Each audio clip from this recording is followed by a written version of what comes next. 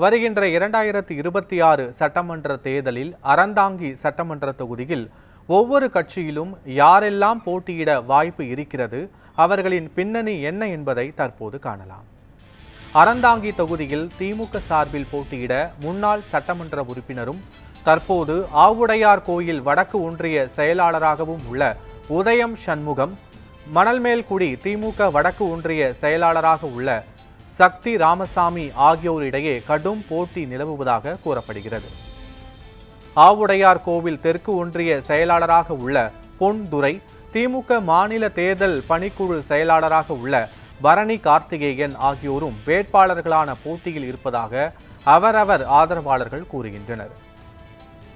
அதிமுகவில் அறந்தாங்கி ஊராட்சி ஒன்றிய குழு தலைவராக 2 முறை தேர்ந்தெடுக்கப்பட்ட அறந்தாங்கி தெற்கு ஒன்றிய கழக செயலாளர் PM பெரியசாமி, அறந்தாங்கி அதிமுக நகர செயலாளராக உள்ள ஆதி மோகனகுமார், மாவட்ட மருத்துவர் அணி தலைவராக உள்ள TK மணிகண்டன் ஆகியோரிடையே போட்டி நிலவுவதாக அக்கட்சியினர் கூறுகின்றனர். காங்கிரஸ் கட்சியில் மத்திய மாநில அரசுகளில் அமைச்சர் பொறுப்பு வகித்த மூத்த அரசியல்வாதியான திருநாவுக்கரசர் இந்த தொகுதியில் போட்டியிடலாம் என்று கூறப்படுகிறது.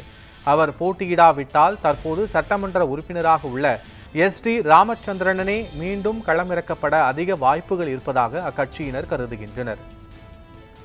பாஜக சார்பில் போட்டியிட மாநில மகளிர் அணி தலைவியாக உள்ள கவிதா ஸ்ரீகாந்த், விளையாட்டு பிரிவு மற்றும் திறன் மேம்பாட்டு பிரிவு மாநில செயலாளராக உள்ள KV ராமசாமி ஆகியோரில் ஒருவருக்கு வாய்ப்பு கிடைக்கும் என அக்கட்சியினர் எதிர்பார்க்கின்றனர். தாவேக சார்பில் அறந்தாங்கி ஒன்றிய செயலாளராகவும் சட்டமன்ற தொகுதி பொறுப்பாளராகவும் உள்ள ஆண்ட்ரூஸ் பாண்டியன் போட்டியிட வாய்ப்பு இருப்பதாக அக்கட்சியின் தொண்டர்கள் கூறுகின்றனர். இவரை தவிர மாரிமுத்து, VGS செந்தில், LS பிரபு ஆகியோரும் வேட்பாளர்களுக்கான போட்டியில் இருப்பதாக கூறப்படுகிறது. நாம் தமிழர் கட்சியின் வேட்பாளராக அறிவிக்கப்பட்டுள்ள முத்துலட்சுமி செல்வரத்தினம் ஏற்கனவே களப்பணிகளை தொடங்கிவிட்டார்.